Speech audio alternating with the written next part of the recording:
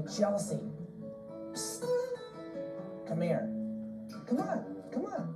Right, sit. What are you doing here by yourself? They didn't take you again, huh? Well, you know, if they thought they could take you anywhere without having to yell at you, or maybe that you'd embarrass them, you'd probably get to go places. Yeah, I know you didn't know any better, but that's because you didn't understand what they were trying to tell you. First, they told you what they wanted, and that didn't work. Then they started yelling commands at you, like, heel, heel, like, you know, you had some kind of heel genes built in your system or something. Then they tried the cookie method. Now, this is the thing where you try to control your dog by dangling a treat in front of his face all the time. Wrong. And you remember what happened then. I mean, you left him standing there on the sidewalk, waving his cookies around, screaming at you. They chased you for 3 hours, and when they finally caught you, they yelled at you even worse. Yeah, and their kids ate your cookies, didn't they? Now, I'm going to give you something, Chelsea, and this is going to solve all your problems. It's great. Only, kind of leave it around and act like it's their idea. Chelsea, take this and use it, because I care about you, and I want to see you happy. Okay, all right. Hey, I gotta go. Bye.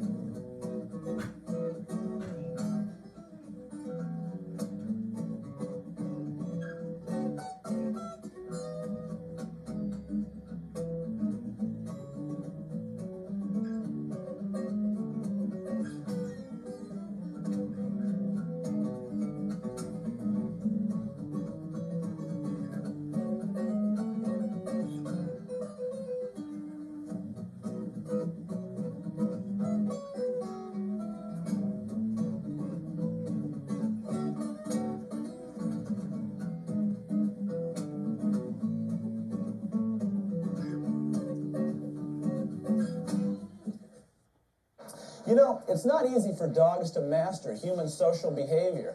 Well, you know, it's not even easy for most human beings to get it right half the time. When you use this program, make sure that you're not skipping ahead and going on to something you're not ready for.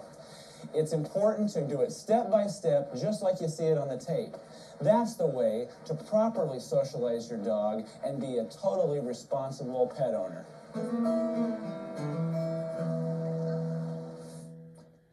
Now, to get the results you see on this video, you're going to need the right tools for the job. First, the training collar.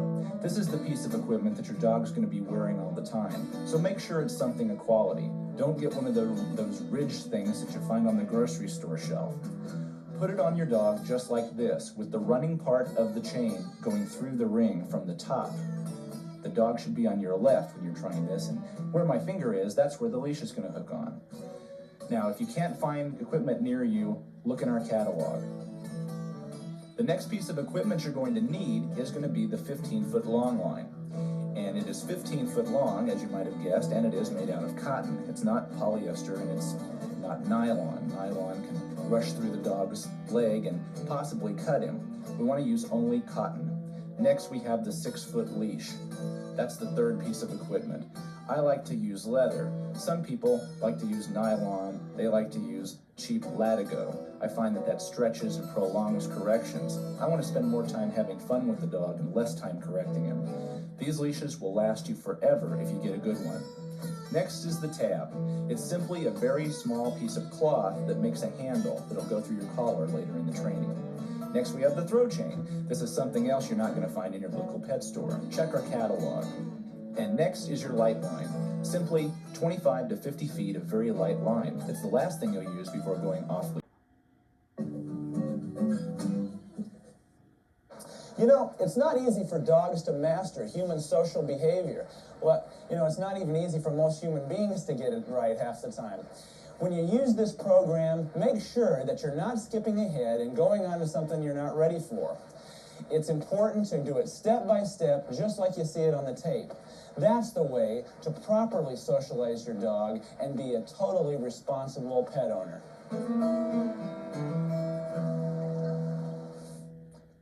Now, to get the results you see on this video, you're going to need the right tools for the job. First, the training collar. This is the piece of equipment that your dog's going to be wearing all the time, so make sure it's something of quality. Don't get one of those ridged things that you find on the grocery store shelf. Put it on your dog just like this, with the running part of the chain going through the ring from the top. The dog should be on your left when you're trying this, and where my finger is, that's where the leash is going to hook on. Now, if you can't find equipment near you, look in our catalog. The next piece of equipment you're going to need is going to be the 15-foot long line. And it is 15 foot long, as you might have guessed, and it is made out of cotton. It's not polyester, and it's not nylon. Nylon can rush through the dog's leg and possibly cut him. We want to use only cotton. Next, we have the 6-foot leash. That's the third piece of equipment. I like to use leather. Some people like to use nylon. They like to use cheap latigo. I find that stretches and prolongs corrections. I want to spend more time having fun with the dog and less time correcting him. These leashes will last you forever if you get a good one. Next is the tab. It's simply a very small piece of cloth that makes a handle that'll go through your collar later in the training. Next, we have the throw chain. This is something else you're not going to find in your local pet store. Check our catalog. And next is your light line. Simply 25 to 50 feet of very light line. It's the last thing you'll use before going off leash. Hey, Fluffy! You've been in there a long time, haven't you? Couple hours, huh? Would you want to sit in there some more? Or would you rather go out and get trained? All right, here. Let's just hook this on. Here. Come on, To understand why we confine the dog, let's just ask ourselves this question. If the dog really wanted to learn, don't you think it'd learn a lot faster? Well, that's why we want to confine it. But if he's confined, the work is going to seem like freedom. Isn't that right, Dennis? Dave, let's party. What we're going to do is we're going to work on the attention training sequence with Todd here. And he's a little Brittany, and he is about 1.5 years old. Now, for the purpose of our demonstration, you see, Todd likes to get excited. And they're going to alternate usually in this phase of the training from either trying to bolt away to let you try to drag them because they refuse to move. This is your typical dog that won't walk on a leash sometimes. Or they're going to be very excited, like Todd here is. And he's a pretty good-natured little dog, but he just really doesn't care too much about where I am. He's too interested in the cameraman and some of the other dogs we have here, and he really isn't very attentive. So what we're going to do is teach him the attention training. Before we can teach him any commands, we want to teach him to watch where I am, because his world, for our purposes, is going to revolve around me for a little while. So, and now he's getting ready to charge, as you can see here. Okay, so here's what we're going to do. I'm going to set my long line pattern up. And remember, when you're working with a dog that's this quick, that you hold your long line the right way. That is, like that, in both hands. Don't spread your arms out because you don't want to absorb the shock. You want to make it all down at the end of the line. So here's what we're going to do. I'm going to begin to move in my long line pattern, and Todd here is going to learn that he can only get so far away from me before his freedom has a little bit of a string attached, okay? And here we go. My long line pattern is going to consist of a square that's 50 to 75 feet at a side. For those of you that aren't going to go out and measure, that's between 20 and 25 paces. Notice also how I'm going to walk my pattern. I don't want to look at the dog, talk to the dog, or pet the dog. I just want to walk. And the only way I can fail this exercise is if I stop before I get to my corner. What's going on out here? Okay, now that wasn't too unpleasant. Now, if I'd have been standing right over him trying to jerk him along with me, he might have got some kind of a bad association about me. We want to wait for his attention to stray at each corner before we start walking again. That was a bad turn for Todd. But you see, he doesn't really blame me for it. Not like I'm getting mad at him for anything. Here, let him get distracted. 2 to 3 minutes to let your dog's attention lag. Remember, if he doesn't realize you're moving away, he'll...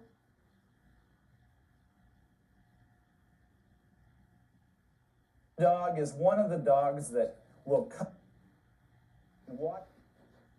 Todd is He didn't really care too much about where I was, but watch.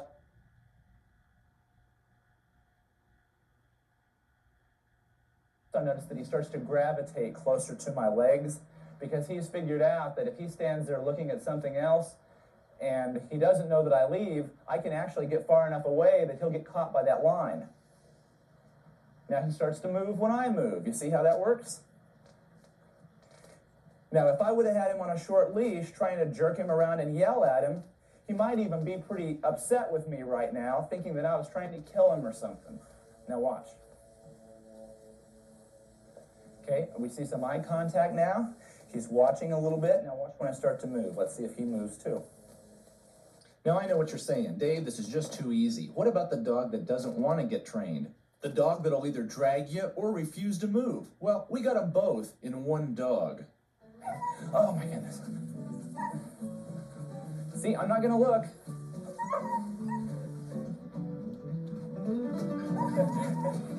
Oh my God. Oh, just like that.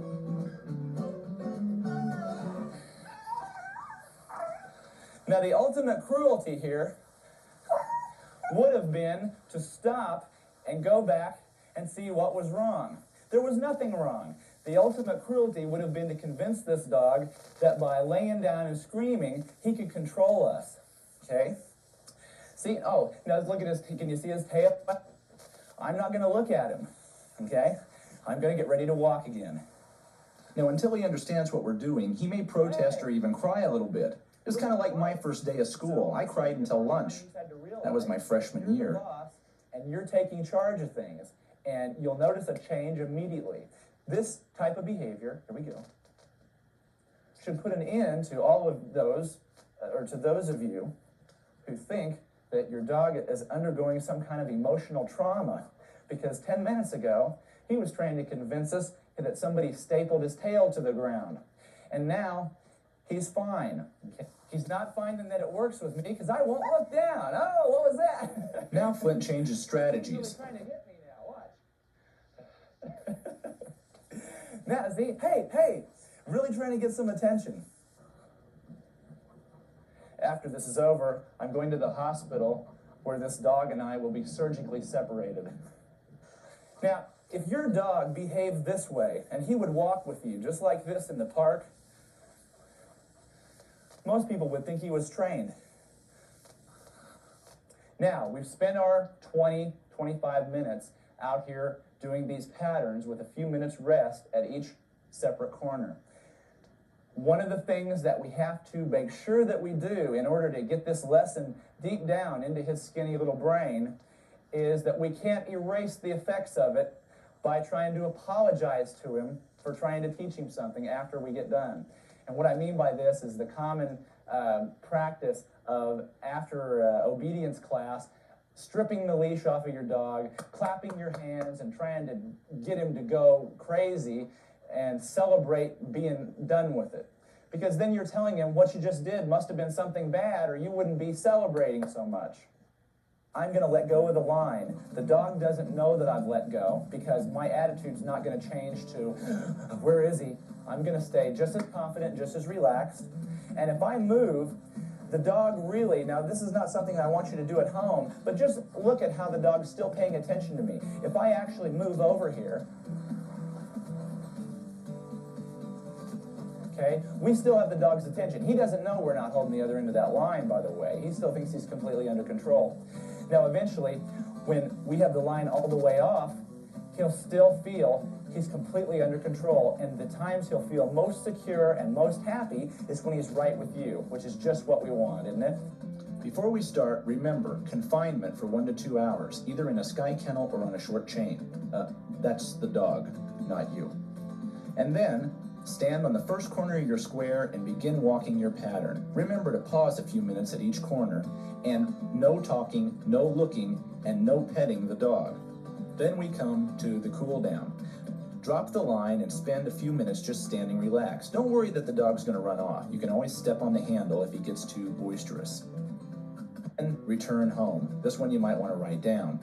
But when you get there, make sure you leave the dog alone for a little while, at least an hour before feeding or playing with him. We want the dog to think that we're more interesting than all the distractions he could see. How do we do it? We make them less attractive. The way we do that is every time the dog decides to go for a distraction, he gets something unpleasant. Now remember, we're not the dog to think that we're more interesting than all the distractions he could see. How do we do it? We make them less attractive. The way we do that is every time the dog decides to go for a distraction, he gets something unpleasant. Now remember, we're not yelling at him or trying to force him. We're just letting him make his own decision, who he'd rather watch.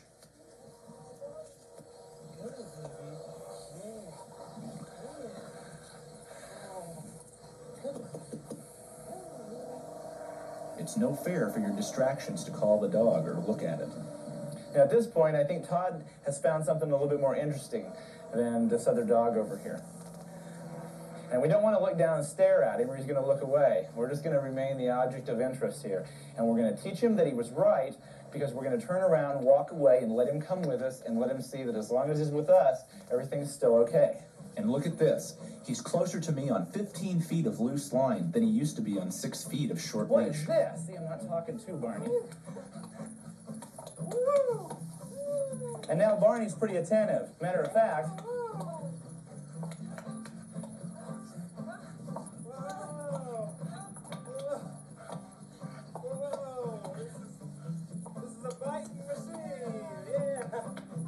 Barney would rather watch me than watch this game of catch going on right now. Now sometimes the dog wants to get your attention rather than give you his, and he might do that by trying to jump on you. Ooh, so you lift your leg up a little bit. You're not signaling to jump on you by hitting your chest. You can do it if you want to. It's just that every time he jumps, he gets something he doesn't want. While your dog's in confinement, set up a couple distractions. Then, bring him into the area and approach those distractions with him on the long line. If he starts to leave you, turn and move quickly in the opposite direction, and be sure to move at least 15 feet after the jolt. Then wait a minute. Make another approach toward the distraction, and after he's refused it 3 consecutive times, find another distraction and repeat the exercise. 2 to 3 distractions per session. Then cool down.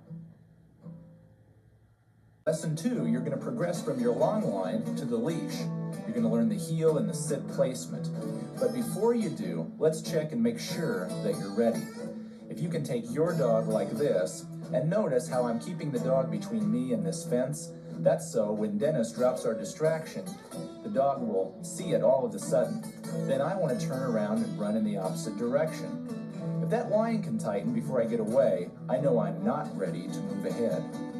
But if your dog can do this on the long line, and he passes this kind of a test, then he's earned his leash, and he's ready to progress to heeling, which we're going to deal with in our next session. What is heeling? Well, this is heeling. The dog stays on your left side no matter where you go or what you do. Now look at this other dog. He doesn't know heeling. These dogs are all trained, and we call this section a little bit of a future pace. It shows you what you're going to get at the end of the course. And now, let's work on some heeling.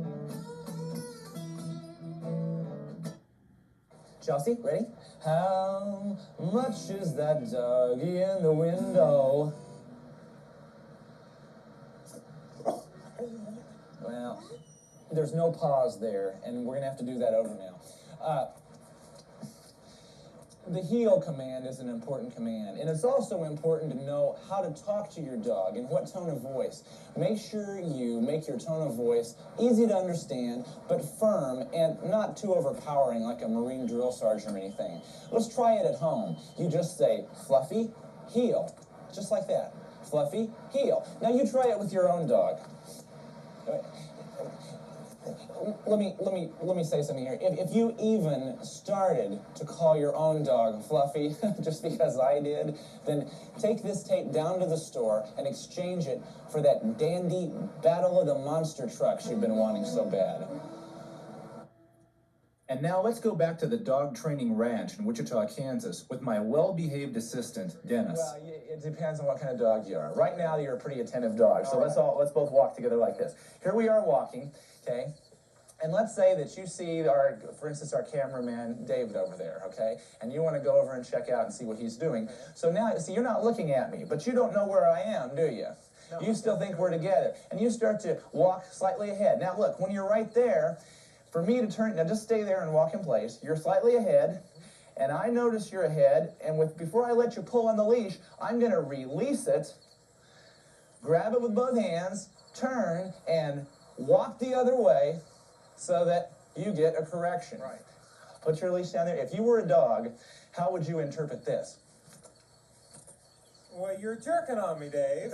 That's right. You don't feel too good about it, do you? I don't like you. That's right. I've got it right around your dog there, okay? And now, here's what we're going to do. How would you interpret this? The same thing. Oh, a little, Hey, a little less you don't feel bad about me, do you? No. Okay? It's kind of like the difference between going like that, okay, or going like this. And we'll show everybody at home how to do this. And then I'm just going to be focused. You're kind of the active type of guy now, okay? So here we go. Okay, heel. Okay, and you're going to walk forward. Now, see, he's losing me. Now, I've got so many seconds. Oh, here I turn. Dennis! Hey! How are you? Okay? So, how'd you feel about that? Once you got back to me, it was kind of nice, Yeah, wasn't okay. it? Okay, it was kind of nice. Dennis likes that. So now I'm going to turn right on you because that exaggerates the distance between us. Okay, so I'm going to drop my loop as I pivot, like that, and then I got my hands here, turn my shoulders, and step out. And you see how far I can get away from you in just one step? It's pretty drastic, isn't it? Okay. The other turn that we're going to learn is the left turn. The left turn is important because after I've got Dennis convinced of the fact that I could turn right about or go right, and he can't lag or forge ahead or go real wide on me, where are you going to be? Right there, because we're buddies, okay? We're buddies now. Here we go. And we're healing. And Dennis is walking along, and he's almost leeching on me. And this is the kind of dog that a lot of times, you got to keep pushing off of you like this. I'm going to teach Dennis just like we fire retro rockets on rocket ships. Sometimes, see, I've apparently fired retros over here, and now you're going, psst. And now I want to fire a little retro over here, psst, and get you back over in the center, okay? So I'm going to trap like this, pivot with this foot, and turn. And if you're trapped right here, and I step out, you've got to go this way, okay? See, we've taken him back about a foot. His nose isn't in front of me anymore. I'm going to do it. Left, look at him pivot. Wow. Look at him pivot. Hey, there he is. Come on. Sit. Start back the other way, and now watch. Come back up to me. Watch the gather up. And you see I'm gathering my lead in. I'm not trying to gather it up like this so it spooks the dog. I'm doing everything out of sight over here. And practice this move at home without a dog. Well, the healing correction is an important turn to learn so that you know how to properly get away so that you're not associating the correction with yourself. I read a book recently where they said to practice this by hooking the leash onto sofa pillows and then jerking those around. Well, if you think you've got to, go ahead, but I've got to warn you of some of the dangers. I read recently where an elderly woman was savagely mauled by a vicious pit group. Okay, let's face him the way we want to go, and we're going to face him the way we want to go, and we're going to go right over here for a distraction. I've got my loop, and I want to hold my hand about belt level, a little bit lower. Not over here in front of the dog, but over here, because I'm going to step into the leash on my first step. Okay, ready? And now watch how I'm going to congratulate Todd on the very first step just for moving, okay? Even though I'm going to move him. Todd, heel, let's go. Now, unlike attention training, when he favors us with his attention, we'll give him some praise in return. Kind of animated. Todd, heel, good. See, I kind of lean forward. Hey, that's a good dog. Now, if your dog should make the mistake of trying to walk on the wrong side, now see, here we are trying to communicate with him on the left side, and he's over here on the right. We've got to teach him that he made the wrong decision, but we're not going to get mad at him. We're just going to put him in the position where it's not so positive a thing to be on the wrong side. We do that by keeping the leash tight as we pivot to face him, and then we just shuffle right through him and welcome him back when he gets to the side we want him on. Good. Come on, there. Now I'm going to stop, okay? Good, all right. See, everything's fine on this side. This is our left side. But when he crosses over behind me, I'm going to do that little winching move and step back into him to where he has to fight his way back around. Now, watch when I turn my body away. Todd, come on, where are you? See how he has to move up about 1.5 feet? Okay, so inadvertently, a lot of handlers are teaching their dogs to heel back further because they like to look backwards and walk like this. Well, technically, he's right. He's right even with your shoulder. If you move your shoulder up, now he's gone. I can't see him. Todd, in order to make eye contact, he's got to be here. Good. Now we're going to learn the sit. Of course, you all know what this looks like. We're going to learn the sit. Of course, you all know what this looks like, but let's see why we do it. When we come to a stop at a busy street, we don't want the dog just wandering around our legs. And if you haven't got this, you haven't got sit. We're going to start working on what we call a sit command. Now, this is not to be confused with the sit, sit, sit, sit, sit command that most of you know, that you have to say about 10 times, and then the dog finally, because he gets bored or wants to look up at you, ends up assuming a sitting position. This is actually, now we're not going to give that sit command unless we're physically able to place the dog in position. He has no say in it at all. We're going to put him in the position, and then we're going to praise him for doing a good job. Even though he did absolutely nothing, we did it all. And here's how we start this out. As you see here, while we're heeling, the dog assumes our heeling position, but when we stop, maybe he really doesn't know what to do. Well, after our session for heeling is over, we're going to start placing him in a sit. And I don't want to do this while we're heeling. We're going to wait a little while, because during the heeling process, the dog can still be lagging, he can still be forging ahead a little bit, he can still be out too far to the side. If he is any of those things, and we stop and try to sit him in the proper position, it's going to involve pulling him to us or pulling him back, and I don't want any negative association made with the sit command. So after we get done with our heeling session, we're just going to bring the dog to the same training area, keep him in the area, and we're going to do 5 or 6 of these quick little sit commands, and it goes like this. And I'm going to move you over here a little bit, Flint. Okay, come over here. Come on.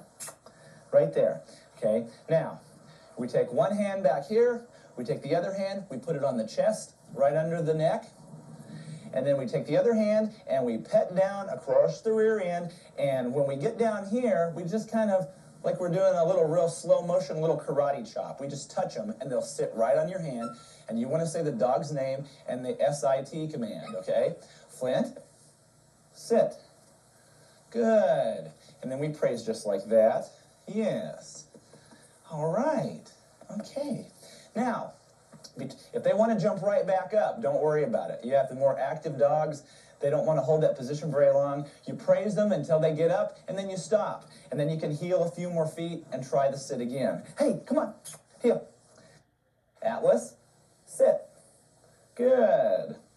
I want to just take my hands and put them right in the back part of those legs back there. Okay? Like that. Here we go. Steve, sit. Doesn't like that hand under there too much, do you? Now, in lesson 2, to summarize, first we're going to confine the dog as always before working him. Then we're going to heel. Remember, let your dog's inattentiveness determine the direction of your turns. Don't etch some pattern in stone and go out and walk the same thing every time. If he goes ahead of you, you're going to respond by going back the other way. This is going to teach him that he needs to watch you, because that's the only way he'll know how to be on the left side and getting the praise that he needs all the time. If he lags behind you, counter that by exaggerating the distance by turning and stepping right. Remember, on any of your turns, you're dropping that loop so you can surprise him. And if he drifts way to the side, you're going to do another right turn. This exaggerates the distance again. Remember, it's kind of like having an attention zone right around your body. When he gets outside of it, you do the appropriate turn. And if he violates your space by crowding you, pivot, trap the leash, and go left. And as soon as he pivots, you release the leash. Also, work on your sit command. Remember, just place him in the sit, praise him for a good job. Do it about 6 times per session.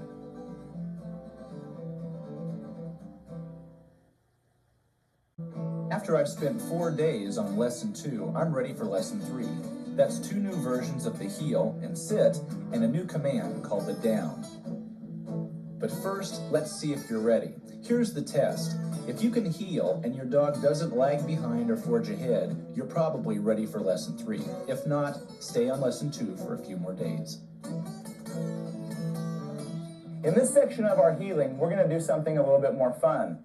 We're going to change pace. And what that means is instead of just taking our usual healing pace, we're going to speed it up, and we might even slow it down a little bit alternately so the dog can see that if we take a couple fast steps every now and then, maybe we have to run across the street or something.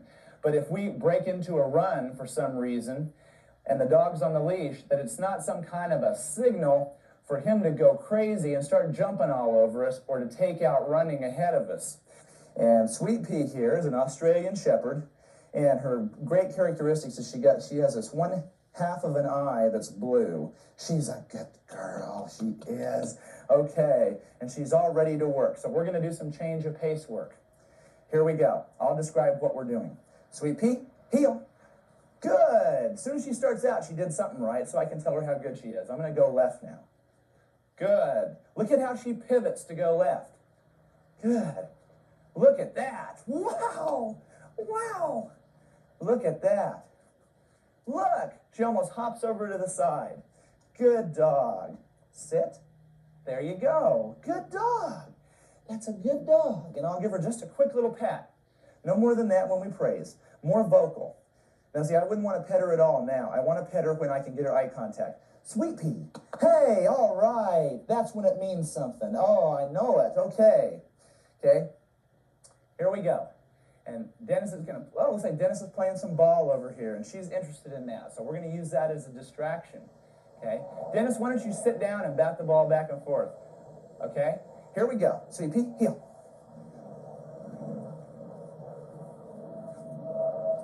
Good. Hey, where are you? Come on. What was that? What was that? See, and you're never mad at them for making a mistake because their mistakes are what they need to become aware of things. That's right. Good. Now, here's some change of pace. Come on. Oh, come on. Good. Now I'm going to slow down. Oh, way down. And sit. Good. All right, here we go. Hup, hup. I go hup when I want to speed up. Good. Good. That's right. Sit. Ah, what a girl. Good. Let's go. Hup. Good. Good. There you go. And then we slow back down to normal. Good. Let's go. Come on, Flip. Good.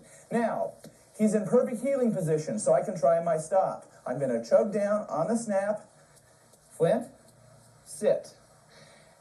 Now, my thumb is toward my body, and I grab the dog's loins back here with pronged fingers. I don't want to try to lay my hand down on his rear because that's kind of like, it feels good, so they stand up. It's kind of like when you rub a cat up here and he pushes his rear up higher. One of the most common errors is to start concentrating, come here, on the head too much and forgetting the rear, so that you end up with a sit that looks like that, way out to the side. And if you're teaching the sit that way, that's the way it's going to end up forever. The other problem is, heel, come up here. People that try to get their hand back on the rear, they forget about the head and start doing this. Okay? The dog won't sit unless the head is up at the same time, like that. Hey, all right, good. Here we go. Chelsea, heel. All right, good. Good. Now, I'm not going to stop yet because Chelsea was lagging a little bit. Sit. Good. And you see, I'm going to have to bend my knees a little bit. I don't want to try to bend over like this all the time. Let's practice our healing around distracting situations. Luckily, my next-door neighbor Dennis is out on his exercise break, as he is every day at this time. We're going to use him as a distraction. Good. Let's go. Good. Barney, heel. Good. Up, come on. Good. Let's go. All right. Let's go. Good. Sit. Good. See how the hands have to get ready before we actually stop. This way it assures us that he's perfectly straight. See, I'm not pulling it up because look, now the dog knows where I am, okay? I'm gonna reach down. See, watch the leash here. It doesn't change. Okay. Doesn't change. Okay?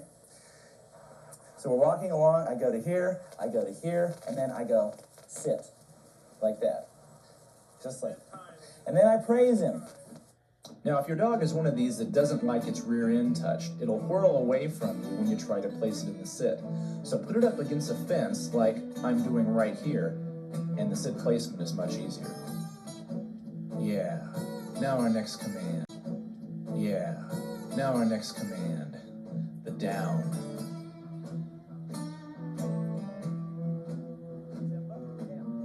And not only is it easy for a dog to do, but to demonstrate it, we're going to try using a pig. Good. Sit. Good dog. Good dog. Okay. Good. Steve. Down. All right. Good. Sit. Okay. Now, about 1 out of every 4 times that I stop and sit, I want to use this command. Don't, because we just started it, start using it every time you stop. Like you heel, and then you sit, and then you down. If you do, your dog will walk up to a stop, he will get a sit position, and then in 3 seconds, he'll automatically lay down. So we want to kind of intersperse this with about 3 or 4 different sit commands. Then we want to go to a down command. Okay? Seltzer, down. Good.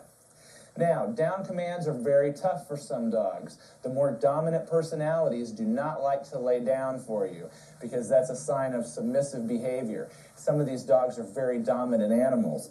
So we're going to stand on our leash first, and then we're going to take our hand, put it across the collar and the neck, and then put the elbow across the back.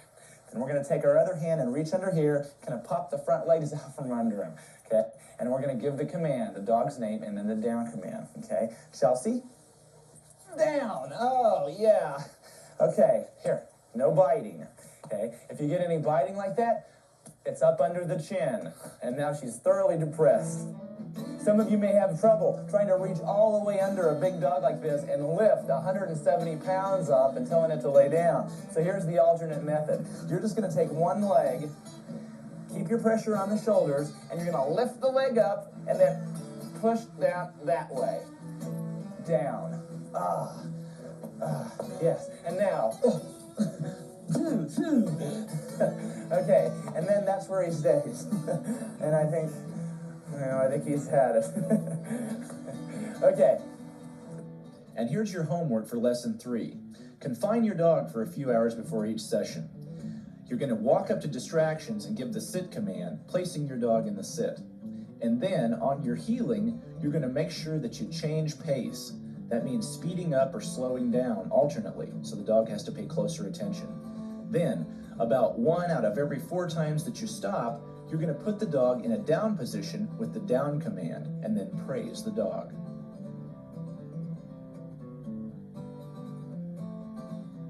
After you've spent about 4 days on lesson 3, now you're into lesson 4. You've got a new heel, a new sit, the same old down you were doing, and one called the sit stay, which is a new command. But before you go on, let's find out if you're ready. By now, during your heeling, you should notice that you don't have to drop the loop when you turn because your dog is attentively holding the heel position. Every time you come to a halt, you're going to sit the dog and give the command. On the sit command, you're going to place him for about 5 days. By the end of that time, you shouldn't even be able to get your hand on his rear end before he'll sit, before you can actually touch him. But you're still going to try. Now, here's where he has to make his own decision to sit, do the exact same thing that he's been doing all week and getting paid for it. And he's going to be able to do it on his own, or else we're going to correct. And a correction is like this. Instead of gathering the leash up to make the sit placement like we have been, now we're just going to gather it like this. The way I do it is I put it over my thumb, and I put my hands together, and then I drop my hands down so I have plenty of loose leash. Remember, if I'm holding the leash like this. It's not fair to the dog. He has no decision to make then, because then I'm pulling him and forcing him to do what I want instead of letting him decide to do it on his own. If he does it, he gets the praise that he's always got for the last week. If he doesn't, we're going to introduce a little correction that makes him want to sit maybe a little bit quicker next time. Okay? Todd, come on, heel. Come on, let's go. Good. Sit. Good. Come on, let's go. Good. Sit.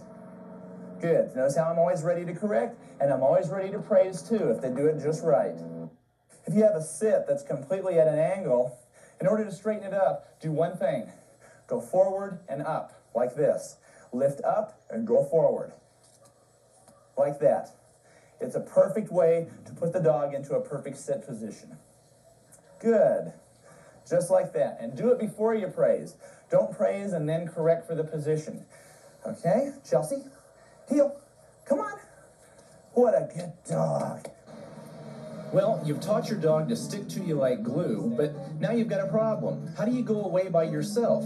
That's why we learn the sit-stay. Remember, this is a real-life situation here. You're not ready for this yet. Take it one step at a time and start with the basics. And here they are. Okay, after we come in from our healing and we do our sit command, we're going to start working on our stay in this lesson. What we wanted to remember, first of all, is when we teach a dog how to stay, we can't let him mess it up, or else then we're developing a lot of negative connotations with the word. If every time you give the word, you walk away and force the dog to break it, having never had succeeded at it, and all he's getting is corrected and yelled at for not staying, then every time he hears the word stay, automatically he just kind of waits to get yelled at because he knows he's going to blow it. This is a way that they can't blow it. We're going to start him out like this, and I want you to sit up here a little bit, Flint. We're going to move the choke collar way up on the neck, like that. And I'm going to hold it right directly over the top of Flint's head here. That's because I don't want him to stand up. If he tries to stand up right now, his head has to go down for his rear to rise, and if I'm holding this collar like so, his head won't be able to sink without it making it very hard for him to breathe. So he's better off just sitting here. And while I'm doing this, I'm just going to give him some slight little leash motion like this. Then I'm going to give him a stay command. With my hand, I keep this hand where it is. I keep this hand here to do the stay command. Flint, stay. And then I step across in front of him, twist around, and drag my other foot back. Now you notice that neither one of my hands moved away, so he couldn't have thought that I was going to heel because I didn't step out with my leg that was next to him. I stepped out with my right leg this time. I have both hands in the same place. He's being held up. We just let him stay there for about 10 seconds. We step back in, we pivot back, and then we release this. And he's a good boy. That's right. Now, right after a stay command, you don't just go right back into another stay and do it 5 times in a row. You praise the dog and then immediately go back into your patterns of heel and sit. Todd, stay. And you notice he didn't even see it. But we don't worry about that. He just knows that it's not going to move. 10 seconds go by, I step back in. And then, good, all right. And then we go right back into our healing right away. Okay, Todd, heel. Good, let's go. Now let's review what we learned in Lesson 4. As always, we confine our dogs. And if you don't have a Sky Kennel, don't try to substitute. Steve, heel, all right. The heel command should be followed by changes of pace now. And use lots of distractions. Come on. Good. Come on. Starting to lag a little bit, aren't you? Also, remember to make Good. corrective There turns you if you go. need to. There you go. Hey! And at every stop, you're going to sit on command or give a correction. You're also going to place your dog in the down position All right. 1 time for every 4 that you stop. And on your sit stay, you're going to step around in front, stand there for 10 seconds, and then return. 6 times per session, and gradually lengthen your stays to 30 seconds by the end of the week.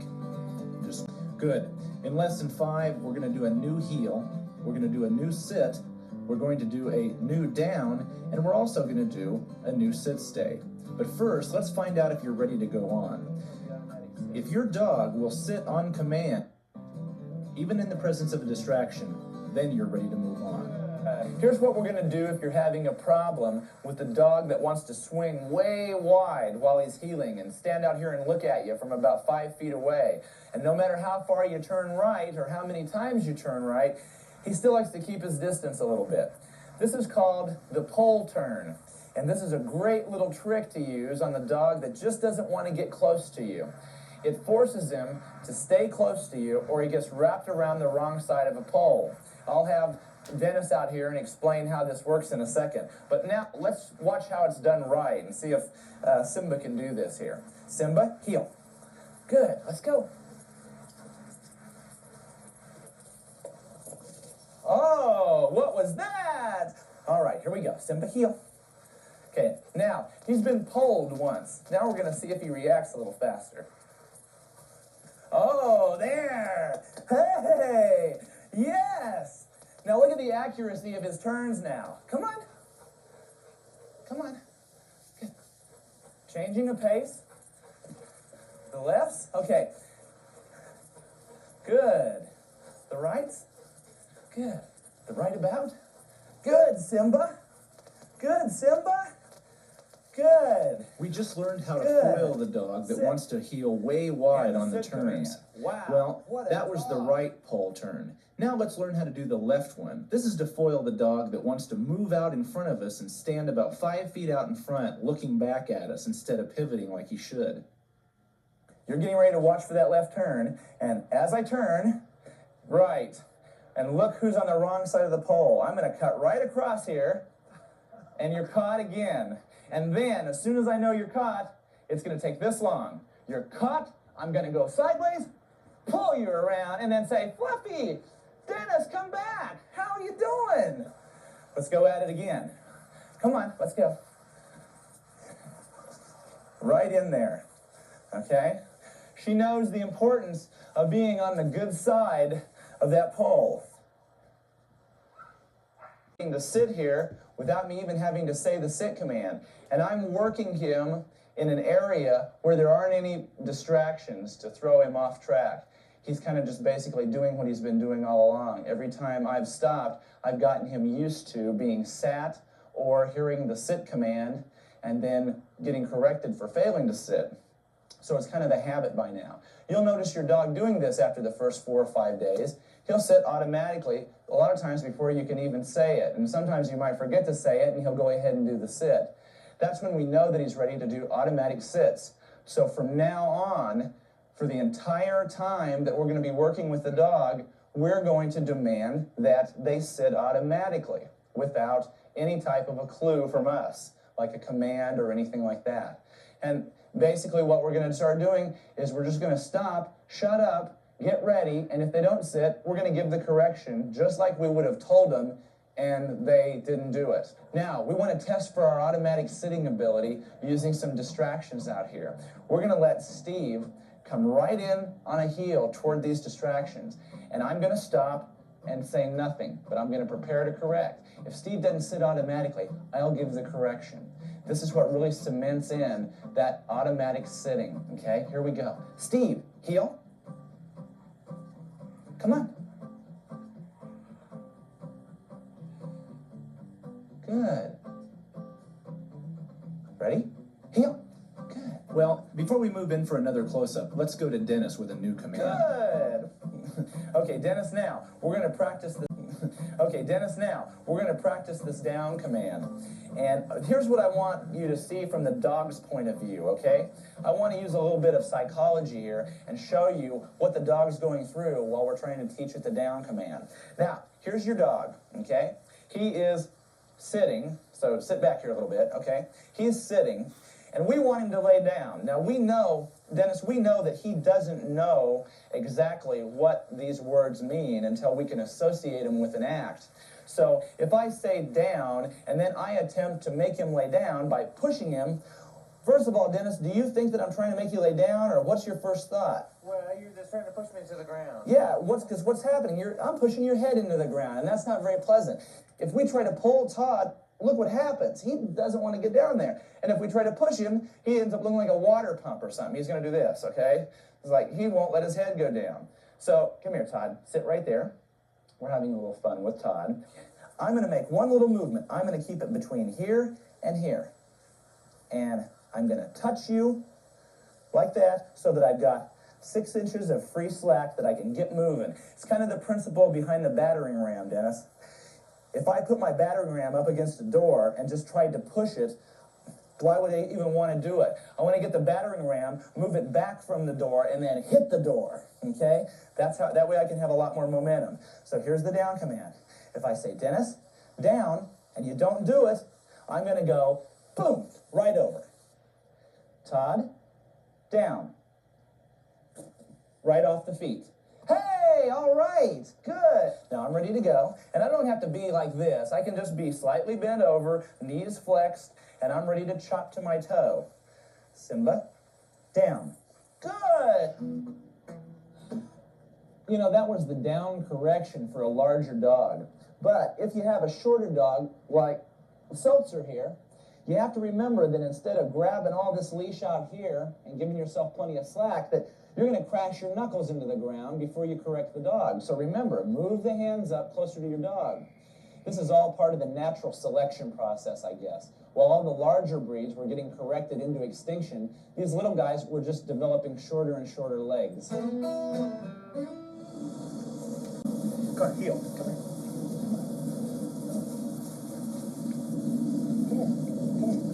Okay, now sit. Sit. Okay, Sweet Pea.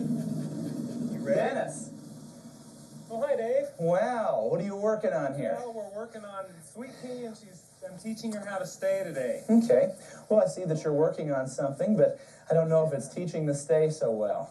Okay. You need some help, Dennis. Well, I thought I was doing real good, Dave. Okay, well, what you're teaching Sweet Pea here, I couldn't help but see over here, is that when she breaks that stay, what did you do? Did you make any type of correction? Well, I brought her back around, and I was going to approach it again until we get it Well, right. let's just look at the mechanics of this. Okay, now let me just give you an illustration here that's pretty graphic, Dennis. Sweet Pea, go. Okay, come over here. We're going to do this little sit-stay, okay?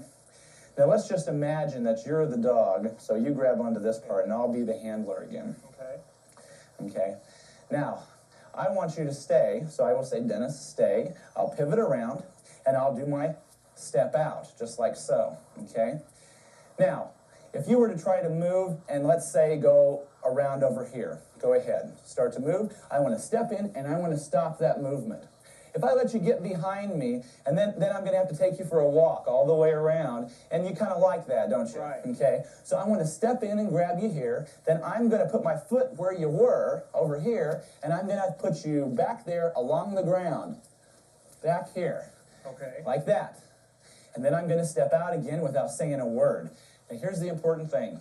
Remember that if the dog does break the command when we move back, we correct, step back to where we were, and then just wait about 10 seconds. Don't stand there for the whole minute or the whole 30 seconds.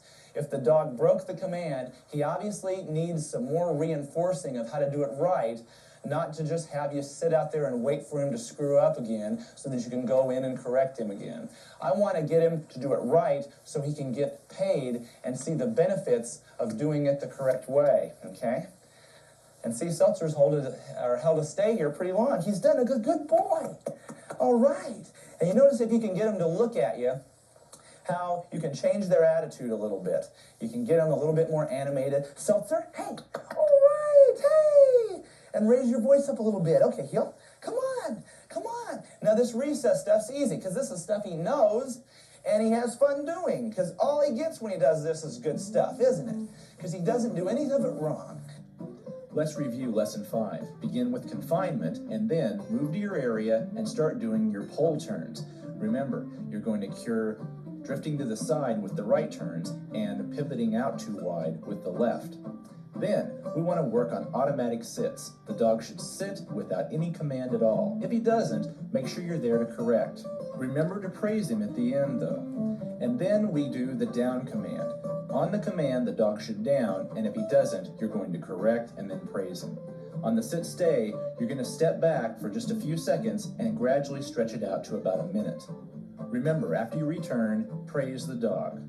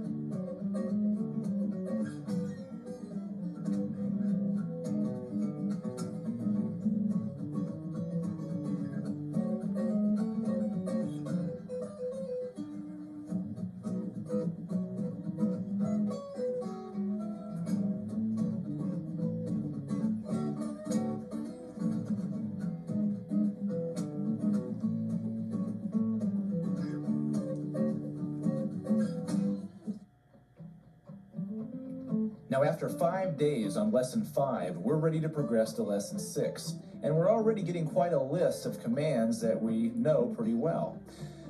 2 new commands this time, the down stay number 1 and the recall. Now just to see if you're ready, let's see if your dog can down every time on command without any additional movement on your part. If he can, you're ready for this session. Okay, Simba, we're going to do the figure 8 now. Here we go. Remember, on our left turns, we're going to go fast, and on our right turns, we're going to slow down to give the dog a chance to stay with us. Simba, heel. Good. Come on. Good. Let's go. Now I want to slow down a little. Come on, let's go. Come on. Now speed up. Good. There you go. Good. Hey. Now slow down. Come on. Good. Good. Now speed up. Good. All right. See how he has to fight to get in between that tree? Good. Good. Seltzer, heel. Let's go. Come on. Good. Good. Good. Let's go. Come on. Let's go. Good. Here we go. Here we go. Good. When I heel along, I want to make my steps a little less pronounced because I don't want to take one step that takes him 10 to equal. And I also don't want my heels flying up in his face because that'll make him heel too wide. I'm going to keep my heels down a little bit. Seltzer, heel. Come on. Come on, let's go. Good. See how the heels are down? Good. Good. And that's healing the figure 8s with a smaller dog. Remember, you have to keep your steps a little smaller because you're dealing with somebody that can't get as far as you can on one step. Go over here by the little pig. Careful. Don't squash my pig. Good. Tachi, heel. Let's go. All right. Now, in addition to your figure 8 patterns, you're also going to be working around more and more distractions. Try to test your dog's reliability a little bit. This is going to make him better when you get him into the city or get him into situations where you need the control. Good. And he's a little bit behind. We're going to come up a little bit. Anytime we need to straighten him up, we're going to move forward, pull up just a hair. Todd, heel. Come on. Now I'm going to sit once like this. That's good. Simba, heel like this. That's good. Simba, heel. I'm not going to down yet because I want to sit a few times before he has to lay down again so he doesn't get used to just sitting and downing every time that he sits.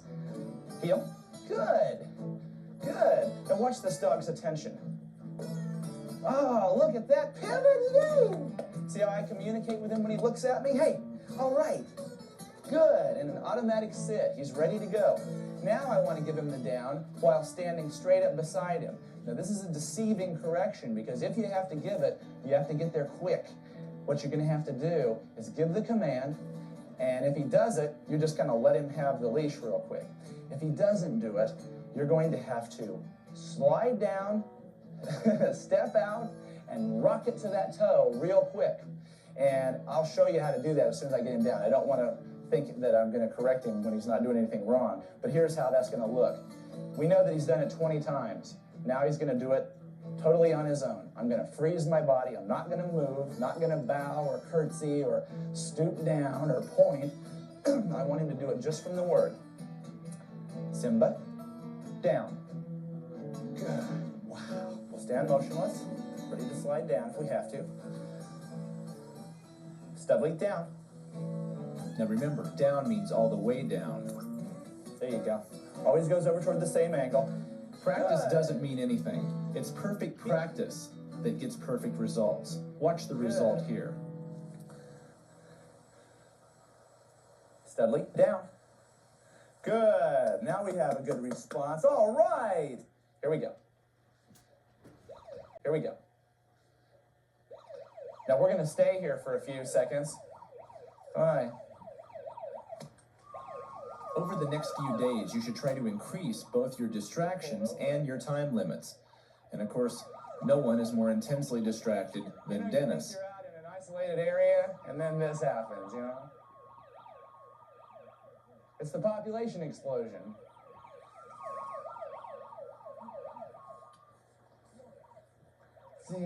Barney has to learn to ignore all of this. Thank you, Dennis. That's very good. And apparently Barney understood what we meant, because now he's going to get his well-deserved praise. Good boy. That's a good dog, Barney. If given the choice, you'd probably rather lay down than sit, because it's maybe a little bit more comfortable, especially if you have to stay there for a long period of time. Well, that's going to lead right into our next command, because there's so many ways that a dog can break a sit-stay command. For one, he can lay down. Another one, he can move his legs, or he can even leave the scene entirely. But on a downstay, there's only one way that he can break the command, and that is to get up on his feet and move. And once they're laying down, they really aren't that excited about getting up most of the time. Just a second. Would you move out of the way, Flint? Thanks. Anyway, the downstay is our next command, and we're going to learn that right now. Just like Sweet Pea and Seltzer, we're not going to... Wake up, Seltzer. Wake up here. Not so close. Don't step on tails. Come on. There you go. Now, Simba's going to work around and not get too close to our dogs. Fluffy, will you just come back? That's all I'm... No, come back. Yell at you? What? Why would I yell at you? I'll give you a cookie. You don't want a cookie? Fluffy, hey, no, don't do...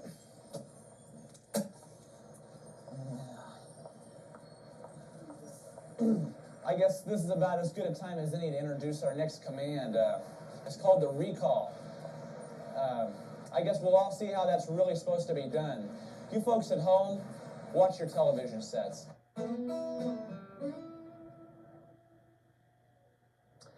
How often have you seen some dog handler in the park, or maybe this has happened to you? You call your dog to you and he doesn't come. So you get mad at him, and then when he finally does show up, you punish him. We don't want to make negative associations like that when we teach the recall. And we want to stay away from scaring the dog and promoting what we call the flight instinct. Apparently we just triggered it in another animal there. Let's do the recall the right way, and this is what you're going to learn in the next segment. Sweet Pea, come! Yep. Come on! Come. Good. Oh, that's a good girl.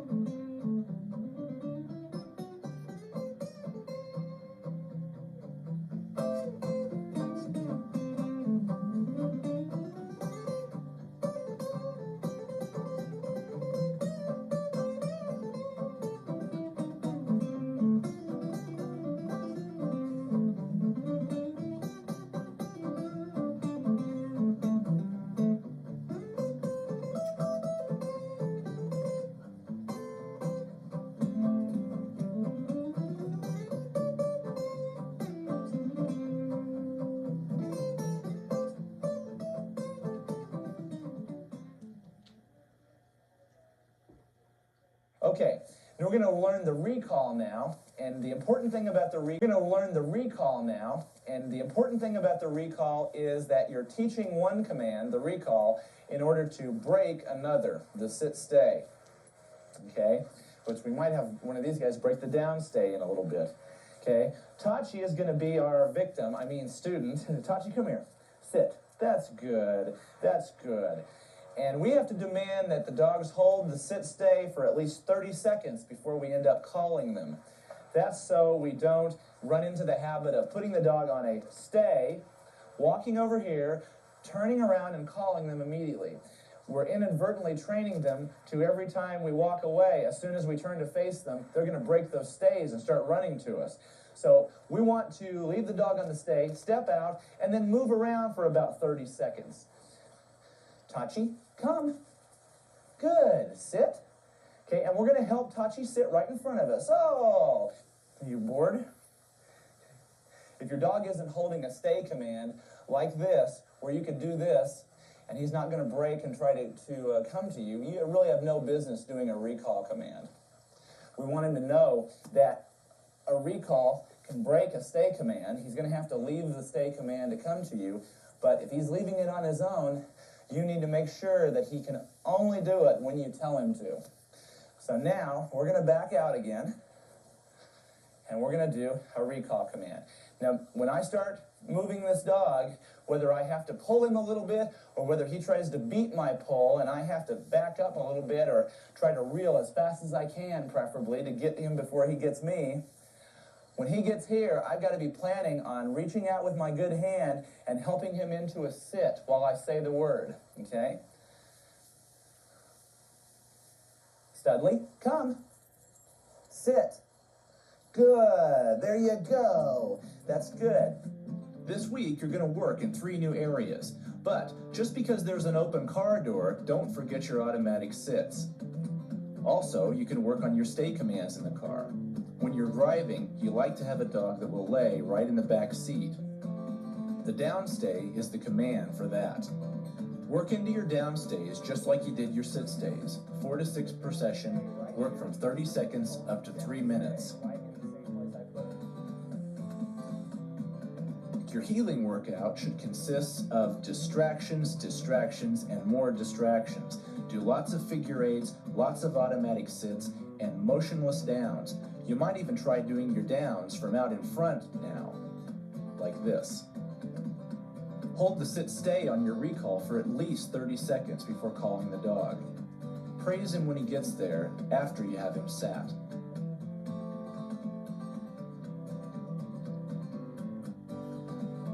After 5 days on lesson 6, progress to lesson 7. It's basically just extending your time limits on your stays and finding new areas to do your healing in. Your recall is going to change a little bit, and you'll also be introduced to a new command, the finish. But before you go on, for the last 5 days, you should have been working around distractions that'll challenge your dog's ability and attentiveness. If you can do something like this, then you're probably ready to move on. Remember, all the commands work together now. And on your down commands, not only will you try them motionless from the side, but start doing them from the front as well. We've spent the last 5 days showing the dog that when we call him, we want him to move toward us. Now he's going to get a chance to do it on his own. Now I'm going to reach out, grab the leash as I give the recall, as I give it, okay? If Barney doesn't move on his own in 1 second, then I'm going to give a kind of a jolt. That means I'm going to lean backward and pull this thing with 2 hands toward my chest. Now, if you have a smaller dog, obviously the pull is not going to be as hard, because if I use the pull I'd have to use with Barney, he would end up over here in a tree somewhere. Now, I'm going to give the recall command. I'm not going to go crazy and slap my legs and everything yet. I want the dog just to methodically hear the word and perform the desired action. Okay? Studley, come. Good. I want to bring him right into the front, and he's not there yet. Gonna sit sideways on me. There you go. There you go. Before you praise, make sure your dog's sitting in the correct position. Now we're going to learn the finish. This is the command that lets the dog go back to the heel position after you call him to you. This is so you don't have to We're going to learn the finish. This is the command that lets the dog go back to the heel position after you call him to you. This is so you don't have to run over him to get by him again. And it looks like that. How are you? Okay, Dennis, this is what the finish looks like. We want the dog to go around me and finish in the heel position, okay? Sweet Pea, heel. Good. Just like that, ready to heel now. Now we can take off and heel, and it's kind of a showy move, okay? Sweet Pea, you can go. Okay, now what we're gonna do is I'm gonna teach you how to do it, because this is kind of a tricky one. Now, I'm standing just like this with my leash after I've pulled my dog into me and sat him and praised him, okay? After I do that, the next thing I want to do, instead of turning right about and heeling away, is we're going to do what's called a finish. It looks like this. With the leash, here's what I want to do. I want to make you come around behind me and come over here and sit. Now, if I use my arm and try to just pull you, and you're a little bit resistant, which you are now because you're sitting back, I really can't. If you notice, it's pretty easy for you to stay there, isn't it? Yeah. I mean, you're not straining or anything? No, mine. Okay, I am, okay? So I really can't move you too much. So if we have a big dog that's resistant about moving in closer to you and he doesn't understand what you want, it's kind of unfair to let him stand out there and struggle with you and he never gets the message of what you want. Then it just ends up that you're struggling with him. So now, here's what we do. I want to put the hands together, pass it off to this other hand back here, and then with the leash down across my legs, about that far, I want to lean back and take a step back. Now look what happens when I do that. Heel.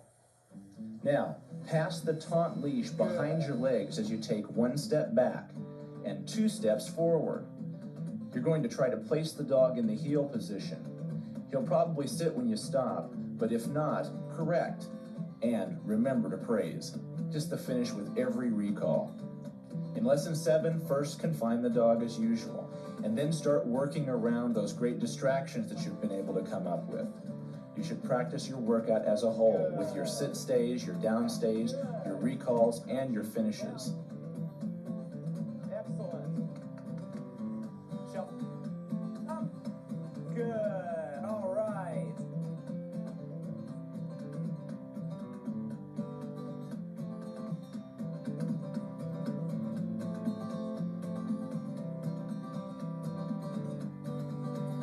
Now, if you've been practicing in new areas and you've been using the car, to get newer areas, you might even have to take a plane. But since you paid for the ticket and you're the master, you should sit by the window. Titan, get back over here. I told you that I was on the window seat.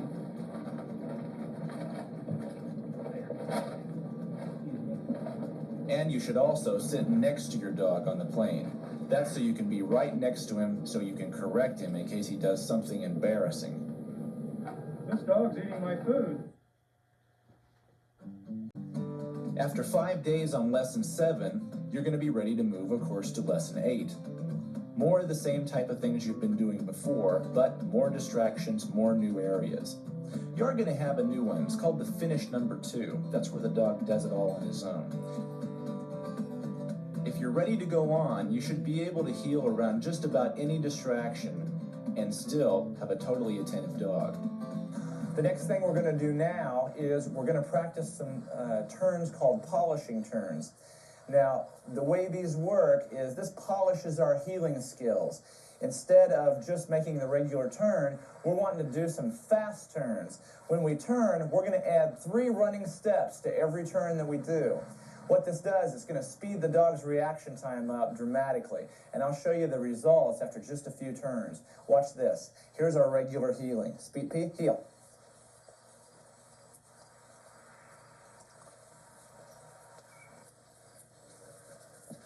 See how that speeds up the turns? Let's try it again. Now, watch a regular turn. A lot faster. Good. The way we polish our sits, the automatic sit, is we get next to a distraction. Go ahead, William.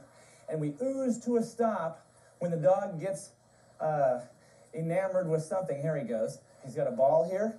What's that, a ball? And we're gonna make a slow, oozing stop. Keep him in close. And if he doesn't stop with us, we're gonna give a correction, and we're not even gonna wait for the dog to stop or us to stop yet. Like this. Watch how I give a sit correction for just having the dog out of position. Okay? Good.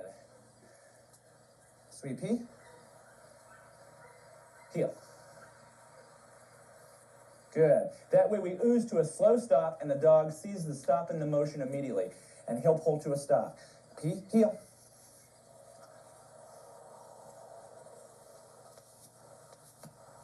Good. Pea, heel.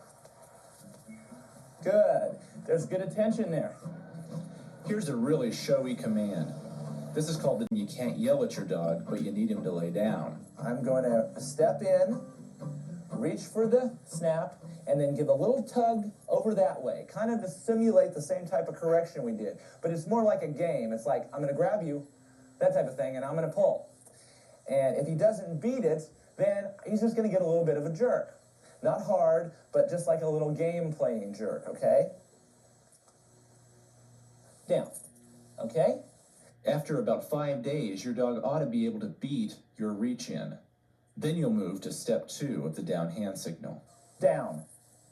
Good.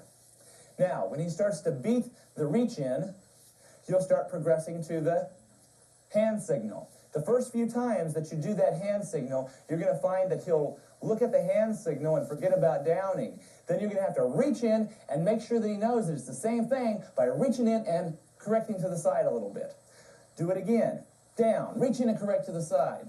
When he sees this as just a prelude to this, he'll start downing when he sees the hand signal. Now, one of the problems with the stay command is that you can't leave the leash yet, right?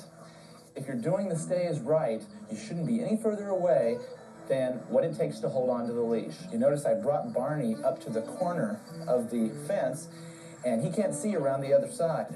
I'm going to leave him on the stay, and then, just between you and I, if Barney moves after I step around the corner here, because I'm going to leave the leash very loose, then I'm going to get a secret signal from Dennis here, who has positioned himself on the ground.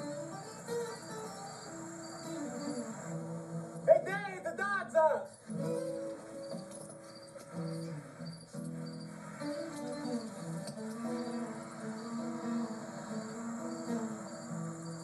And then I'm just going to wait about 10 seconds, and then I want to go back. Good. Good, Barney. All right. And the dog understands now that even though no one's around and he's all alone here, that if he breaks that stay, somehow I just materialize out of nowhere and give a correction. Simba, come. Good. Right there. Good. Now I want to sit straight, so I'm going to back up just a little bit, right there. Yeah, before he gets his praise, make sure he's doing perfect practice. That's how we get perfect form. Good, good. Okay, now we want to do the finish. So we're going to get our hands ready to pass that leash back. And this is like a hand signal too. To the dog, it's going to look like that. Simba, heel.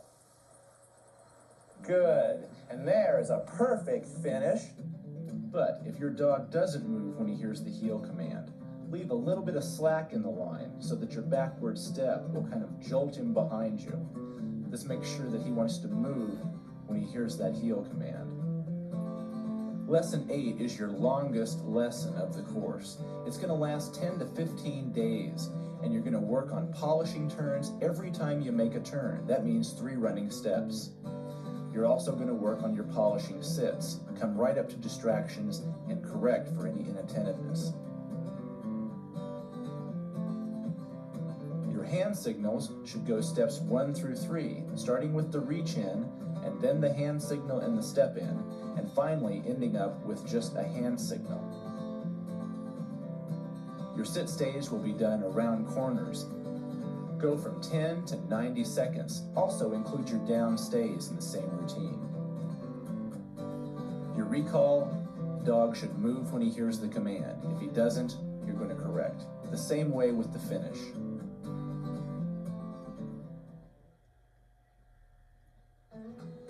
After you've spent 10 to 15 days on Lesson 8, honing your heeling skills and your other basic commands, you're ready for Lesson 9. In 6 days from now, you'll be heeling off-leash.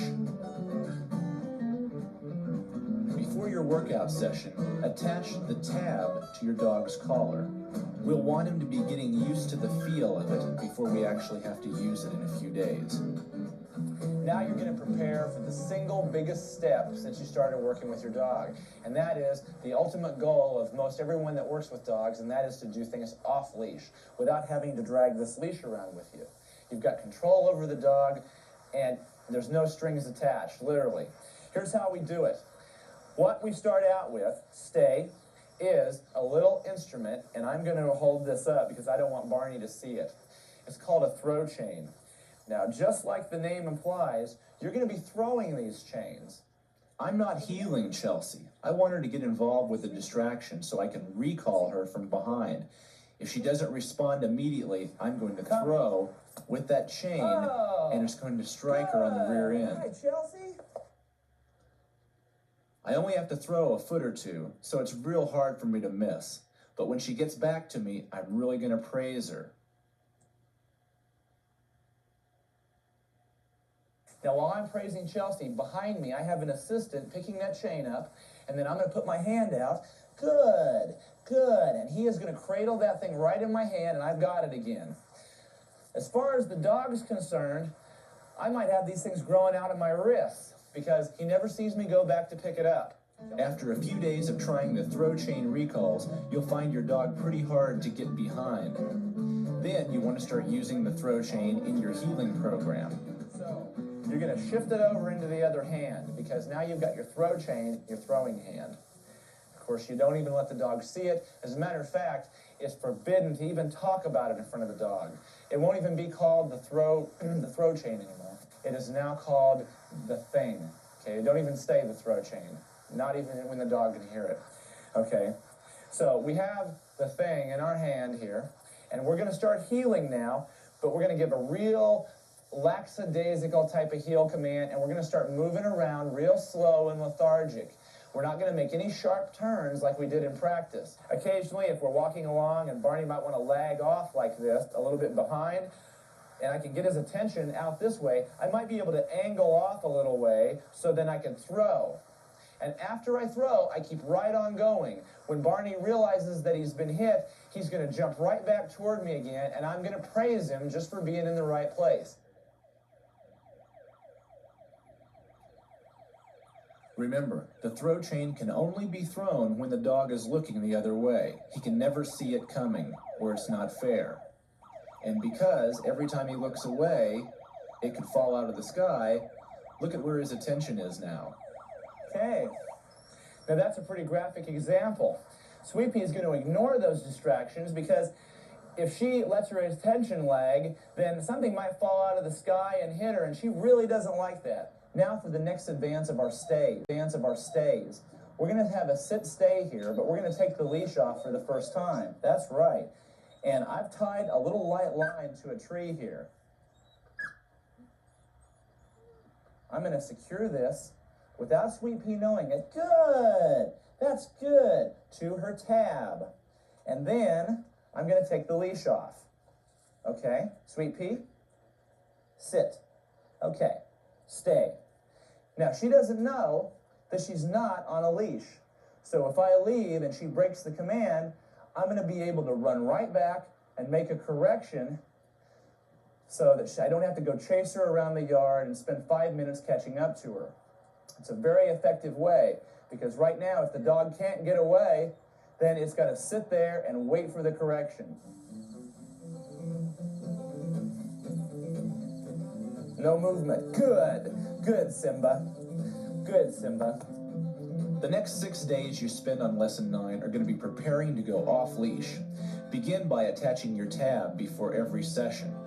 Then, take him to your training area, let him get distracted, and try the throw chain recall. Throw if he doesn't respond immediately. And lots of praise when he finally does get there. On your heeling, start correcting with your throw chain rather than your corrective turns. And your dog should also be downing when he sees your hand signal. You know, for some dogs, this is the only hope they have of being trained, especially dogs that are hard of hearing. Use a light line on all your stays so that your dog will hold even when he's not on the leash.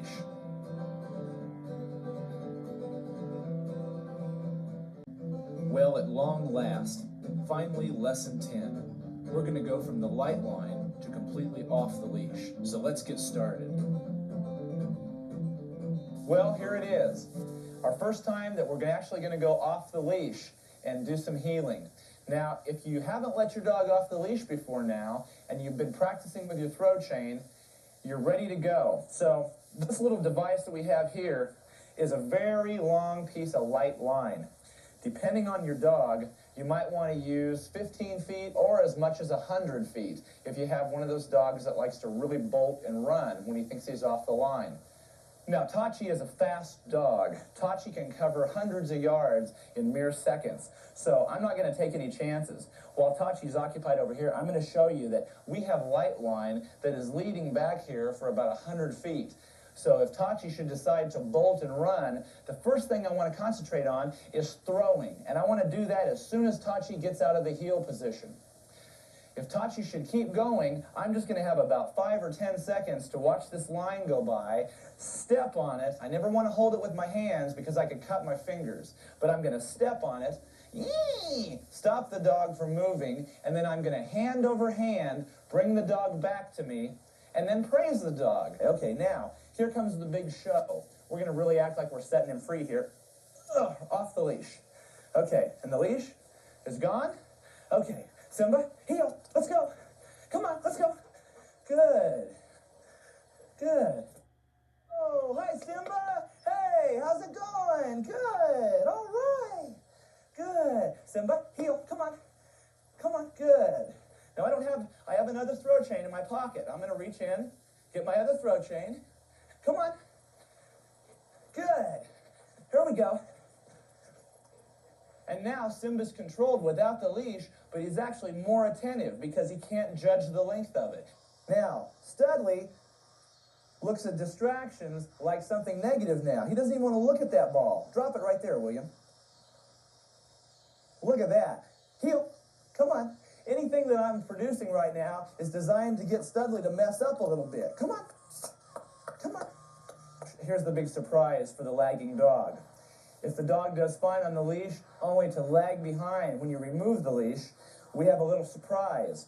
We're going to unhook the leash, and then we still have a little bit of invisible control here. The important start now is a fast, emphatic step forward that's going to catch the dog a little bit off guard because, after all, you just unhooked the leash, right? Chelsea, heel. Good. And now she speeds up just fine, even after she's been disconnected. We're ready to go to the light line. And I'm going to have Dennis help me a little bit here. Good, Simba. That's a good dog. The line is attached. The leash is taken off. And we're going to show you now, over the next couple weeks, what you're going to be doing. Simba, heel, let's go. Good. That's good. Come on. Good. Good. Now, I'm going to have Dennis, good boy, take about half of our line and shorten it, okay? About halfway. Okay, Simba, heel, let's go. Now, he doesn't know there's any less line on him. Let's go, come on, good, good. And now again, Dennis, right up to here, real short. Good, okay, Simba, heel, good, all right. Hey, there he is, good. Now, he still thinks he's got all the line in the world to use. Good. And in fact, there's right around, I would say, 2 to 3 feet on there. Now, I'm going to work this way for a while just to show you, but you should go a week, cut a little bit of line, maybe go a week, cut a little bit of line. You should end up now with just the tab. Good, Simba, because he can't feel the line anyway. Simba, heel. Good. Good. Come on. But you brought him gradually to a point of off-leash attentiveness. Come on, let's go. All right, let's go. Simba, down. Good. Sweet Pea, heel. Good. And since we kind of graduated from this, let's take it off for a little while. And we'll show you a little thing or two. Here, heel, come on. Back here. Come on. Good. Hup. Good. Let's go. Good. Hup. Hup. All right. Come on. Good. Down. Okay. And that's a little bit of off-leash work. That's what you should be aiming for as the end of your training course.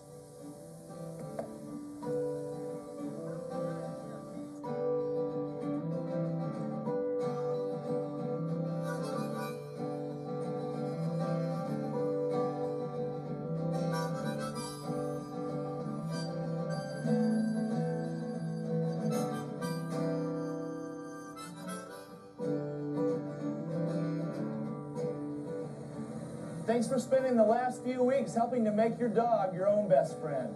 I'm David Dikeman, and for Seltzer, happy training.